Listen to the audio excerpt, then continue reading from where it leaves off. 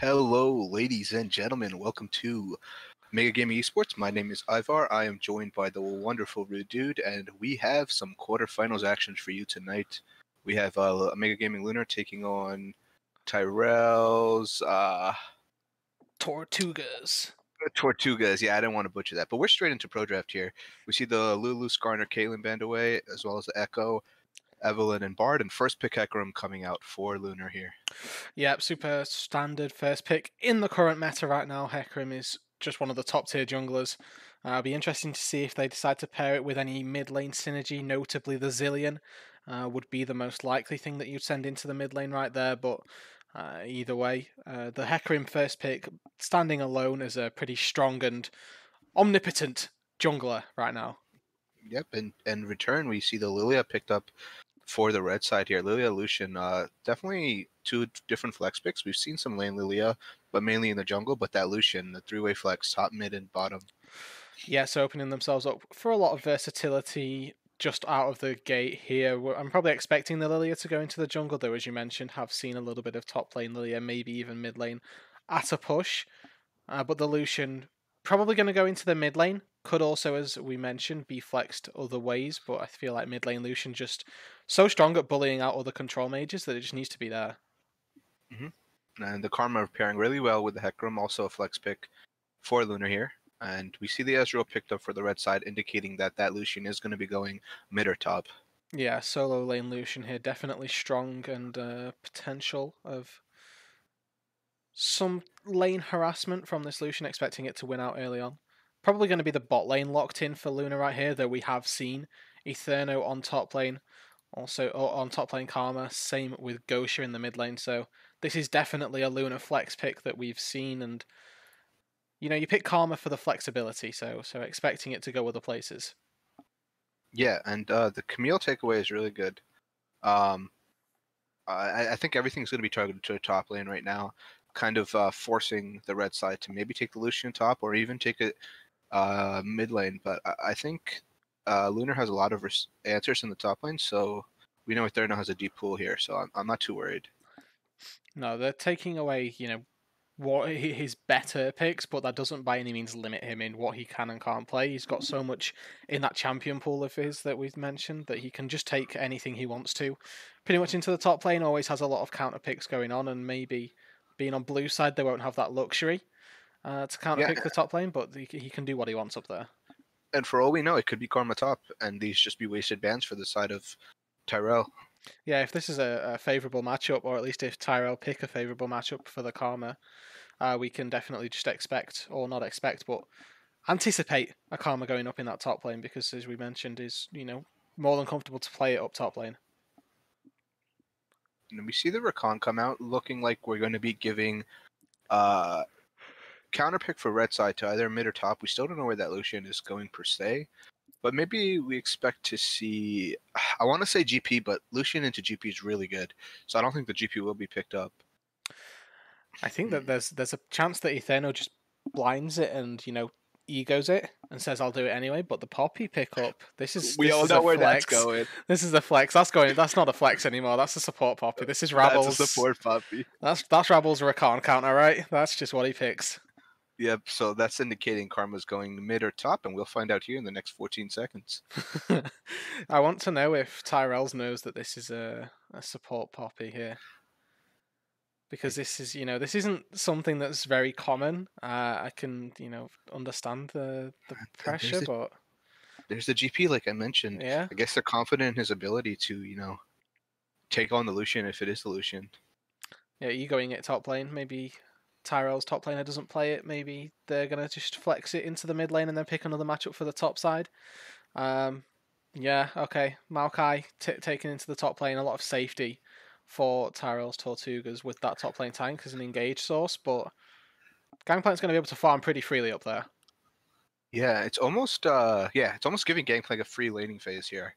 I really would have liked the Lucian going top lane because Lucian is a really, really aggro pick and can really punish Gangplank early and make his laning hell. So I guess it's comfort. We don't really know if the top lane on the side of Tyrell plays Lucian or not. So yeah, it's one of those where, if you don't have the comfortability on it, that you'd rather just have something that you're comfortable on rather than something that you're better than, or rather than, something that is better than the Maokai, for example, in this particular instance, the Lucian. Obviously, we'd expect the Lucian to be a better matchup, but if their top laner here doesn't play it, there's no point in putting him on something that he's not comfortable with. Yeah, I agree. And I just want to touch on the Hecarim pick here. Actually, the side of I'm thinking about what the Poppy can exactly counter here. I guess the Rakan engage will just instantly get countered. Ezreal can E through Poppy's W, correct? Yes, yes. Because it's considered a It's a blink, blink, not not a a dash. Exactly. yeah. Just Lucian can't get out. Maokai can. Can he Twisted Advance? I don't think he can. I I think he gets stopped. I think he's classed as unstoppable, so I think he can actually. Okay. I don't know, and I'll be interested to see if we see the interaction, but I'm pretty sure Maokai can probably duck under it. Like, you know how he just dodges skill shots when he goes in, right? Like, I think it's the same type of effect when we're talking about that, and when we're talking about a Poppy slam away, I suppose.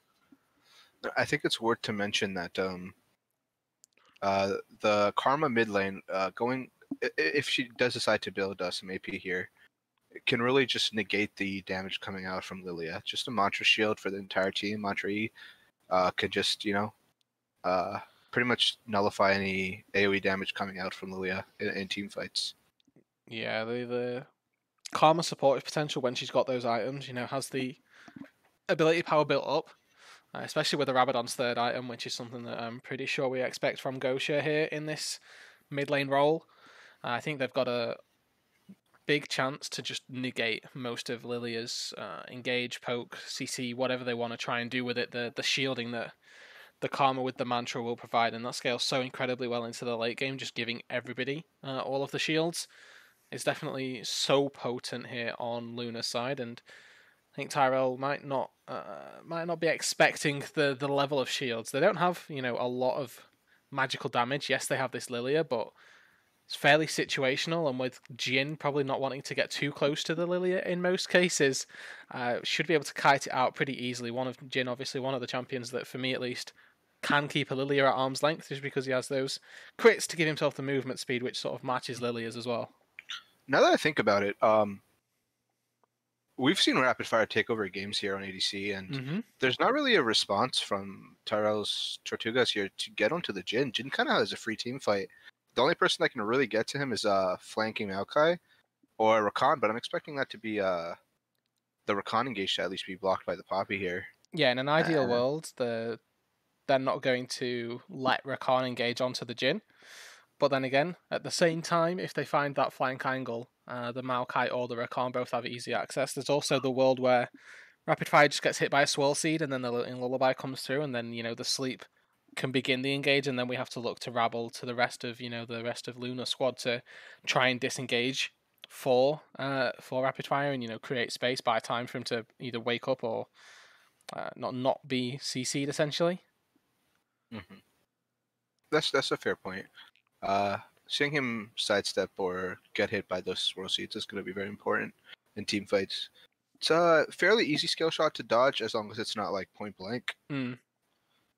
But the splash damage can still put you to sleep. Somebody else gets hit by it, so yeah, that's true. It has a deceptively large, at least, sort of splash ratio for me. I think it's one of those things that you can get caught off guard by. Fortunately, obviously, the Ludens doesn't count as damage application for the sleep. So that's probably the one saving grace of the ability, but it is quite potent. Yeah. And this jungle matchup, the Hecarim versus Lilia, pretty much gonna see. I'm assuming Hecarim's just gonna rush the Trinity Force early. Yeah. It's pretty standard now, so definitely gonna be able to match the tempo of the early game from Lilia.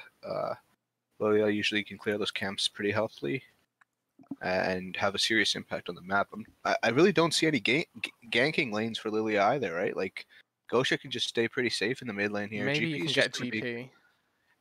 But even GP, right? Like, I don't see Eterno just blowing his orange for no reason in lane. No. Like, Maokai's going to engage and Eterno's just going to orange and walk away. Yeah, the way the gank should go is, Maokai twisted advanced, Eterno sees Lilia and he oranges, but by that point, if he's ever been twisted advanced on, he gets smashed back in with the Q anyway, so he's already done the damage, like of displacing the GP, which makes it a little bit more difficult. So top's definitely gankable. Depends how well Eterno uses the orange as to whether he uses it to mitigate the CC and maybe get away before the Q, or if he tries to, just save it and bait people with low HP. That's fair. But on that note, I think we are going to cut it to a quick break here while we wait out the last 30 seconds of spectator delay. We're just going to sync up on our side, so bear with us. We will be back shortly here.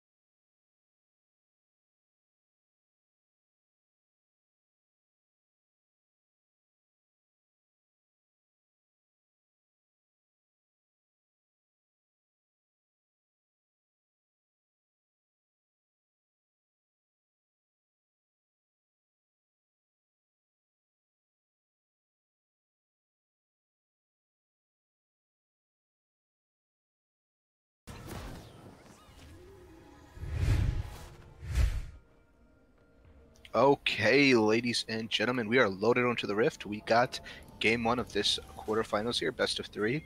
Mega Gaming Lunar taking on Tyrell's Tortugas. I don't want to butcher it. I'm going to go with Tortugas here. We see a 5-point coming out from both teams here, really did. Yeah, pretty standard stuff. Neither one of the teams wanting to get invaded on early. Don't really think that either team has a particularly potent invade at the level 1 phase. Maybe you could make a case for the slam into the wall, maybe making somebody vulnerable, or a quick grand entrance from the Rakan could catch somebody out. But standard procedure is just going to be to keep all of your entrances to the jungle warded up, keep them fresh, make sure nobody's getting in, nobody's getting any sneaky vision or anything like that, because that is where you can get caught out via jungle pathing and start getting some jungle disparities early on. Yeah, we see an early defensive ward coming out here from OGN here on the Sekram, instantly getting pointed out by the Ezreal. Yeah, I'm just going to turn off ping volumes because that can get quite irritating, but we're good now. We've got, it looks like 2 bot side starts, and we talked about the gank potential early on, and I think you mentioned it perfectly, that bot lane and mid lane feels like they should just be able to disengage any ganks that are going on if we look at it from Lunar's side. Then maybe top lane is the only place that we could maybe expect to see some potential discomfort for Eterno in the top lane. But if we look at it from the other side, who can the Hecarim gank? And Hecarim in most cases is fairly decent at ganking from even before level 6. As soon as he has that devastating charge, has the ability to get into a lane and behind, most importantly, the enemy champion. If he's able to get there, then should be fine to start ganking. And Rabble, a little bit of an engage, but getting punished for it here. Looking for that early damage, potentially getting that heroic charge into the wall on the Rakan. Doesn't pay out. Good look though, nonetheless. Yeah, the Worst kind of supports are the ones that sit full health, full mana, and wait for things to happen, but at least we can see that Rabble's trying to make things happen and knows that he's not afraid to sort of flex his abilities a little bit.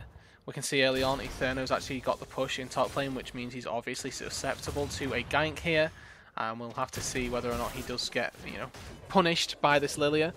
Rawley here has the smite available in just a couple seconds to get the red and then maybe go top lane if he wants to, or equally has the option to just go up and clear the Krugs and then recall. Yeah, they did have that ward on the Raptor camp, so they do know where. You see the ping coming out. They do know where the Lilia is for the most part. So top lane should be pretty safe here, bouncing that wave. Yeah, and this is what we want to see up on this top side, is obviously just Eterno probably bullying out the Maokai as best he can. Maybe bullying is not the right word, but definitely having a free lane, having the ability to farm up pretty much every single one of these minions is what we want, and we can see that he's not too worried about the Maokai in itself, with those starting items gone for a very greedy opening buy here with that refillable potion and the mana crystal. Provides himself essentially 0 combat stats in the early game. You know, this isn't a D shield, isn't a D blade, corrupting potion, anything like that to give him a little bit more sustain. You know, he's rushing for that Sheen and rushing to just be able to punish this Maokai as much as possible and really not anticipating anything else going on. Yeah, I agree.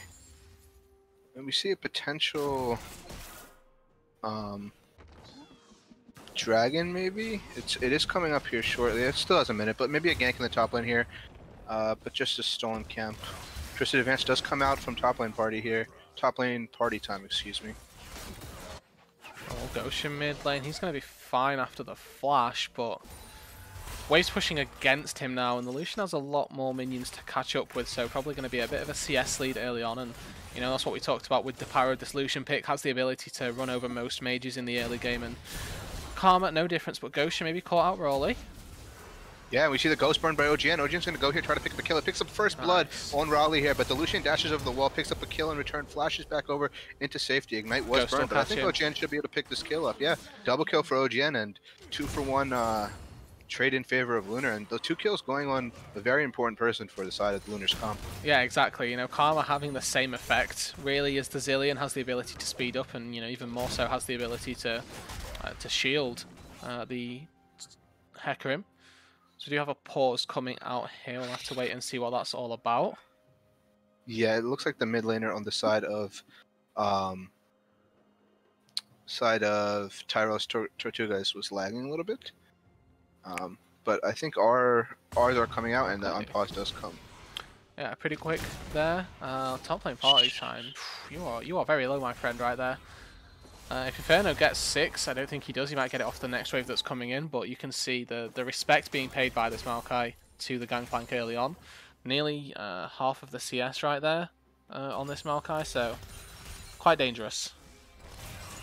Yeah, we see the engage coming in the bot lane. Beautiful stop and kill picked up for rapid fire here in the bot lane. And that's the oppressive nature of the Poppy. Once you get completely pushed against that wall by the heroic charge for by the Poppy, excuse me, the Rakan can't dash out because the steadfast presence stops the Rakan escape, excuse me. Yeah, exactly the reason why Rebels picked this up here is that he's just, you know, able to keep everything from the Rakan down. Can't engage, can't disengage if he gets caught. There's really nothing really to say. Fighting mid though. Calling was used, and Gosha's in a little bit of predicament here. He does not dash to swirl speed. He's going to actually go down. Raleigh will pick up that kill, and a kill picked up in return on the side of Tyrell's Tortugas. Yeah, and you know, the kill over in the mid lane ultimately it, you know, sucks for the Karma there, but has the TP available, is just going to teleport back into the mid lane, and with that catch the same wave. But Rabble is here along with OGN.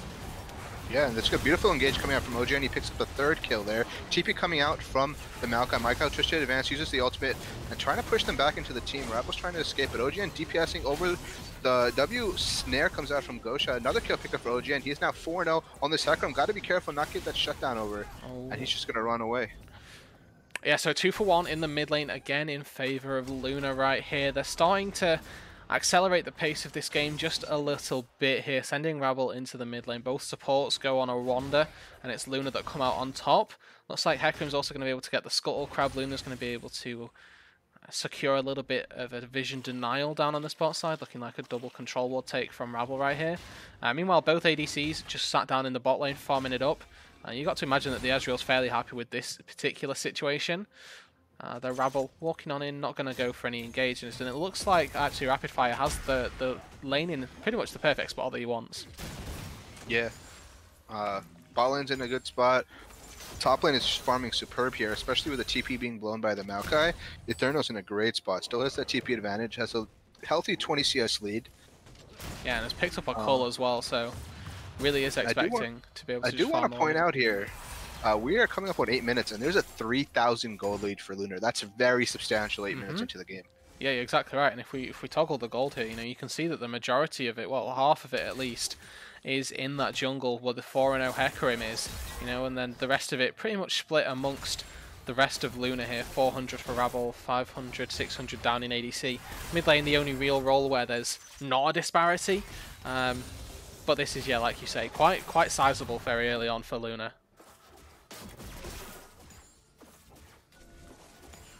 We need to see them if they can just translate this, though, into some neutral objectives, because, as much as kills and gold is a good statistic to have in your favour, you need to use that advantage and start taking Drakes with it, start taking these turrets or the Rift Herald or, anything of that style, because these advantages won't last forever, and the longer that you stay 3k ahead, the less that 3k tends to mean, because you get later and later into the game and the statistics are just not worth it. Here's the top gank, though. Yeah, we see this Royal Seed come out. The Drowsy does come out from Raleigh here. Twisted advance. Eterno does try to trade this back. Is he going to try to pick up a kill here? He does pick up the kill in a 1v2, and he almost turns that around to 2v1, but does have that TP available, so will not be missing much, but in response, the Dragon is picked up by Lunar. Yeah, nice cross-mapping by Lunar. Nice play in the top side from Eterno as well to be able to turn that in favour, or well, not in favour, but to neutralise the play essentially. Looks like OGN's actually going for double neutral objectives right here. Sees that the Lilia has died, goes for the Drake, and now immediately on that Rift Herald. He's actually backing off because party time, you're overextended. Yeah, and he tried to leave that kill for Eterno, but he does actually pick that up. Yeah, slightly unfortunate, but I mean, 5 kills on a Hecarim here, you're going to have to be the one hyper carrying, and even though you don't necessarily maybe think of the Hecarim as the lead carry in this style of composition, with the Karma in his pocket, the Poppy providing some support in the front lines, there's a definite potential for OGN to just really take over this entire game as soon as we reach the team fight stages, or even any skirmishes, fighting for Drakes, fighting for Vision, anything like that. And you can see him right back to that Rift Herald after the kill. Going to pick that up, no questions asked. You have to imagine as soon as he gets a recall here, has the Trinity Force probably, has the Trinity Force gold. Actually going to wait and use the Herald top lane to secure a couple of plates right here and really bully this Maokai out. Deny experience, deny gold, and try and look for something like that. 2 plates down immediately and then 2 plates from the charge. They are actually going to be able to take pretty much the full turret here, but Rabble, you're caught. Yeah, Rabble needs to be careful. He does use that Steadfast Present, but that's going to be a kill picked up, but first tower going down the top lane with that Herald being dropped. Yeah, the auto attack wind up just not quite enough, and Gosha flashed out. Yeah, a little bit disrespectful from Gosha to stand there when he knew 3 members of Tyrell's Tortugas was there. But now we have to look across. Both of these topside AD Trinity Force users having Trinity Force at 11 minutes, that's incredibly strong. Yes, GP hasn't based yet, but with 5 plates going shed between him as well as the first turret gold, should almost definitely be able to recall and pick this one up right here.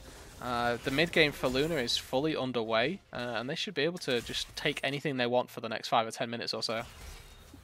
And I want to point out, Rapid Fire is also farming superbly well here on this gen. 110 CS at 11 minutes and 40 seconds. Yeah, he's doing pretty well down there. Not had too much to worry about. Ezreal in lane isn't a particularly potent threat. With the support counter pick as well, has been pretty much able to know he's safe the entire time, knows that there's no real way for Rakan to get on top of him with the Rabble right by his side. And you see there, just throwing skill shots backwards and forwards to see who's gonna, who's gonna bite, is anything gonna stick. Rabble goes in. Yeah, and he uses the ultimate. W does come out from rapid fire. He does open up the curtain there. He hits him. What beautiful shots coming out for rapid fire, curving the bullets around Vector there to pick up that kill onto the Rakan. Absolutely lethal on this Jhin. The arrow flashbacks right there coming huge on this champion. Gonna secure themselves a plate as well, and even though Rakan used the summoner spell to try and get away, it was not enough. Steadfast presence enough of a presence, ironically or not, to keep the Rakan in enough danger, and rapid fire with some beautiful shots takes him down, goes 2-0. You can farm incredibly well, but 2 kills on top of that feels really good. Yeah, I agree. I do want to point out though that it was a good adaptation from the Rakan there to not to try to immediately dash to the Ezreal, to try to flash out of the steadfast presence and then dash to the Ezreal, but it just wasn't enough. I know, and that's just from Poppy base damages, and Jhin had both of his AD items contributing to the Infinity Edge now. Has the full completed item at this point, 13 minutes in, as well as the Swiftness boot, so should be feeling pretty safe and shouldn't be feeling too much threat from really anybody from Tyrell's Tortugas this time round. Drake spawning in about 30 to 40 seconds here, and it looks like the Tortugas are trying to get some vision down, and they maybe want to contest this one, but just feels like if Lunar decide that they want to 5 versus 5, that there's really no way in which they should be able to be stopped. Yeah, and Eterno's really getting a free lane here. He did have that one gank, but went 1-for-1 on that gank, so didn't turn out too bad for him. And since then, he's just been kind of having his way in the top lane, just sitting at that tier 2. And you can see now, Lunar have walked in, taken out all of the vision that Tortuga spent so long putting down. There is one TP ward behind them just above Lunar's red buff, so should the Maokai look for a flank angle, this TP is going to be spotted out though. And they're going to peel immediately off the dragon here to try to go back. The Drowsy does come out. Is he going to be able to pick up the shutdown? He does. The shutdown does go over to the Lilia. Beautiful engage coming out from the Rakan here. He dashes back, and so far it's just a 1-for-1 trade, jungle for top lane. And that's actually good for the side of Tortugas, because now they have their jungle up.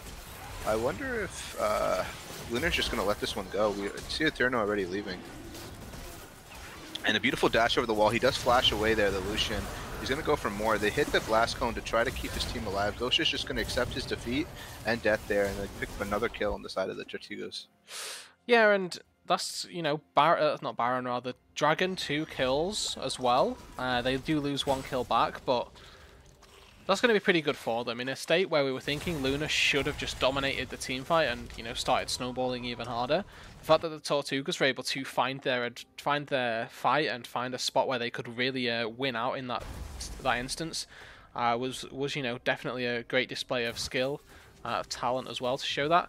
They do burn both flashes off of the marksman here, so Lucian and Ezreal.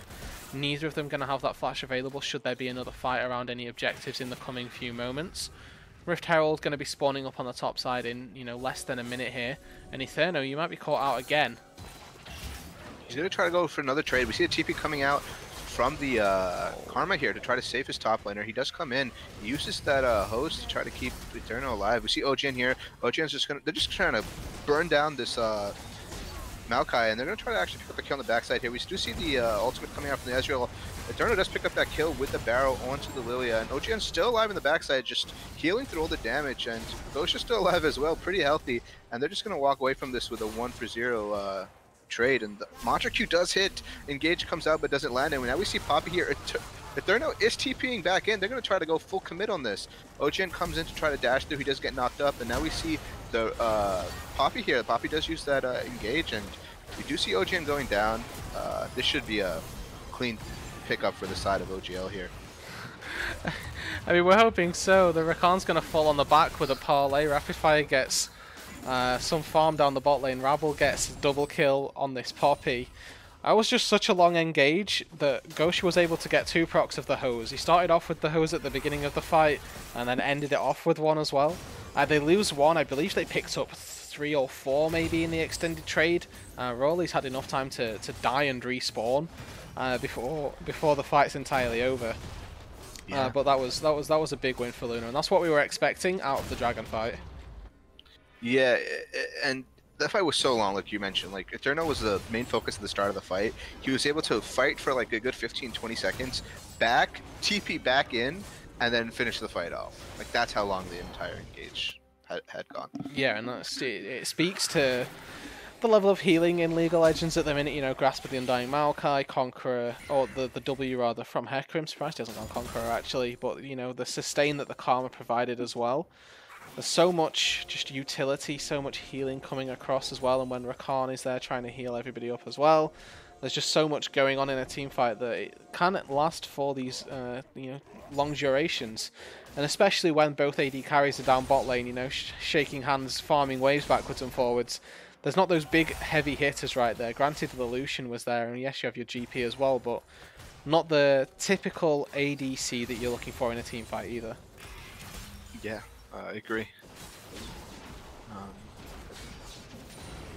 I'm super excited to see how Lunar decides to close this game out, because they can accelerate really aggressively. Yeah, they should just be going for anything at this point. Yeah, Israel is not at that scaling point.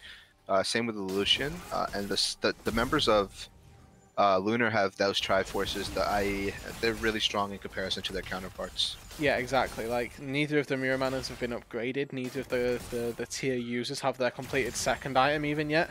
As soon as the second items come through and those mana moons get upgraded, like, then that's when Tortugas are, you know, going to be online and happy to fight. But at the moment, you know, Drake spawning in just under a minute here. Unless the ADCs go back and get those items within the next 20 seconds or so, they're not going to be in a position to be able to fight out this Drake. And that's one of them. Yeah. That's Essence It is Reaver. The Essence Reaver does come out. It is just a Cloud Drake. I think Lunar should look more towards getting these kills before the Dragon than actually focusing on getting the Dragon. Because they can really win a team fight pretty convincingly with their comp. Yeah, exactly. They need to be looking for the potential to get more than just the Dragon, because yes, the Dragon is the goal, but because they're so far ahead, they can start, you know, expanding their horizons a little bit and thinking, yes, we can go for even more than that. OGN starts the devastating charge, but I think it's just going to be a bit of a disengage action here. 5 people on the bot side for Lunar. They're taking out wards, but this could be a bit spicy to top up. Drake spawns, both teams just sort of playing on the edges of their range right now. Yeah. Just trying to see the big barrel coming out from Eterno. If he lands a couple more of those, and that damage is going to start sticking. Yeah, it really is. You know, the healing isn't there. Unfortunately for the Tortugas, yes, the Maokai cannon if Rakan steps up for a Q, but here comes the Curtain Call. Just going to be poking out, I suppose. Nothing really else to it. Gleaming Quill. Yeah, going to heal up a little bit. We see Rakan going in for the engage. Poppy does not stop it, but it looks like he instantly dies, and Ocean's on the backside. He goes down to the Lucian here. Rapid Fire still alive, picks up that kill, and we do see Eterno trying to pick up the kill. He does pick up the kill onto Lucian. Rabble is still alive here, and so is Rapid Fire. Fourth shot is going to be able to pick that up with a Q, and that's going to be a double kill for Rapid Fire, and a one team fight in favor of Lunar. Closer than we thought it was going to be. Yeah, only just one right there. It was so tight. Rapid Fire, fortunately, though, able to sustain himself, able to keep himself safe pretty much throughout, using the flash and heal very effectively to mean that he is able to constantly dish out the damage. Eterno, obviously, as well in the front line, dishing out tons towards Vector and Lucian on Tortuga's side. Lunar, Rabble rather, not quite in position to disrupt the full engage. Did, you know, keep Rakan in place, and the Rakan got pretty much blown up. But the access was allowed, and when the Hecarim dove right on into the backline before he'd finished the Cinderhulk here, was still quite susceptible to death, quite squishy when you're up against these two ADCs and the Lilia as well. Rawley actually got a pretty nice sleep off and was able to pretty much nuke out Gosha, I believe it was, in the backside of that fight. So they need to be careful of the Lilia, careful of these double marksman comp, because starting to dish out damage quite right about now. Yeah. And we see the Haunting guys being built by Tyrell here, indicating he's going to go towards that Leandries. I think it's actually pretty good here. Yeah, Leandri's third, pretty decent item, especially when Lunar don't necessarily have magical damage coming out, you know, in abundance. Karma obviously is magic damage, but you can see with the hose, with the Athenes, is built to a more sustaining teamfight composition or build. With the heals that the Athenes provides, the slows that the GLP provides, there's a lot of supportive itemization rather than just flat AP. You know, this isn't, you know, Ludens into Liandry's typical mid lane build for other mages. We're going to see a little bit of a differentiation, and that's why I think that the Haunting guys into Liandry's means that GP's ulti just does an incredible amount of damage with the tick damage that Liandry's has. Already has the built-in slow, so the double damage from Liandry's is applied, and also the extra ability power going to mean that those oranges top you off for just a little bit more as well. Yeah, I agree. And so far, the gold lead is growing. It's about that 7k gold lead right now in favor of Lunar. They're still unable to crack this mid lane tower. I really don't understand why. There's not a serious abundance of wave clear on the side of Tyrell's Tortugas, besides the Lucian, but he hasn't been really laning mid, he's been side laning. Yeah, I think they're paying too much respect right here. I mean, either that or they just acknowledge their win condition and recognize that they don't need to necessarily play up to their standards, which is what, you know, some better teams might do here is you know, really force the issue and, you know, say that, okay, this tier 1's ours, why are you contesting, let's take it. But at the same time, Lunar don't necessarily have to force the plays because they are so far ahead that they can just win off of neutral objectives as and when they spawn. That's fair. That said, though, you know, Baron's up, and they've not particularly made any stretches towards that one either. Yeah, and the damage is just going to get higher and higher for Lunar, so these fights are going to be more convincingly one-sided as more of these items get completed. Yeah, because Jhin scales incredibly well, and versus a composition like this, where there's no particular Jhin access other than the Maokai that we'd mentioned, it's really easy for Lunar to just say, sit back, we'll scale, and we'll let Rapid Fire, and we'll let Eterno dish out damage later on. Yes, Hecarim tends to fall a little bit off of, fall a little bit off compared to the Lilia as we get into the later stages, but that is sort of subsidized by the fact that it should have a Karma pocketing him the entire time, so things like that are what we need to, you know, think about in terms of what do Lunar really need to force this issue, and is it worth potentially throwing if they don't, or if they try to. Exactly. 4-1 on the Jhin, 4-0 on the Jhin as well. I imagine they give up that bounty to Lucian, to Ezreal, to one of the carries. That's going to propel them into their next item so much faster than the minions will. That you just have to, you know, risk versus reward here. Yes, the reward is you potentially get the Baron and potentially start ending the game, but the you know, risk is that you send Tortugas back into a winning position and to a point where they can now start winning. Yeah. Triple tap, quadruple tab eyes from Tortugas as well. Recognizing where the damage source is. Quite wisely so here as well. A lot of armor on this Ezreal, especially if he's going to go Death's Dance third item. This Ezreal's not necessarily going to do a lot of damage. It's definitely a more bruisery Ezreal style build. So here goes OGN. Yeah. That's going to be a nice kill onto Rolly at the start of the fight. TP coming through immediately flashes away right there. The Shurelya's giving a little bit of movement speed, but Curtain Call comes out, and now the Maokai lineup has finally been accomplished. Lunar, they get themselves a kill now. 8 seconds on the Dragon, they should be able to get that. Ghost is trying to flank with the tier 1 mid lane turret, still standing here. Lunar unable to break this. Eterno's gone back down bot lane. The tier 1 turret stands, but Lunar are going to get themselves to soul point pretty easily here. Rabble just out to zone. Yeah. Yeah, they're just going to instantly pick up the kill, and Ghoster's just kind of standing there, not taking any damage from the Ezreal. Charge just runs out. And like you said, Lunar's taking the route of, we don't have to do anything, we can just sit back and end the game. And, you know, wisely so as well. Oh, here we go. Lunar Engage Rabble. coming out, yeah. Yeah, and Lucian's able to pick up that kill, and Eternal comes in, hits a huge bear on the backside, picks up a kill, another kill picked up, and so far it's just going to be a clean wipe coming out from the side of Lunar. Not clean, so far it's a 3 for 4, and just a tank left up for the side of Tyrell's Tortugas. Yeah, I don't even know if they're going to be able to go for this tier 1 turret here. Maokai definitely putting up a fight. Looks like OGN's going for the turret. But yeah, the Maokai tier 1 base defense is enough. 4 kills to Lunar, 3 kills back to the Tortugas. Again, another one team fight for Lunar, but it's by no means convincing right there. You know, 1,000 gold goes the way of the Ezreal from the shutdown on rapid fire. Means that he gets that death stance right about now.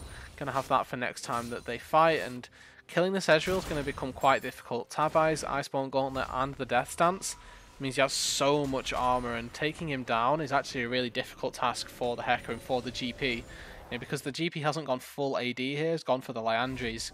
It means that he needs to rely on the ultimate to you know, connect on the Ezreal, but with that arcane shift, it's just too easy to get out of. Yeah, I agree. And this gold lead's growing aggressively. Still. I still don't like the fact that the mid lane tower is still up. I really think that tower should be down. Yeah, same. It's sort of a cornerstone in why the game feels as close as it is. Because they're so able to step up like this, they have the reliability of a mid lane tier 1 turret to fall back to, which, you know, 7,000 gold down, just they shouldn't have, really.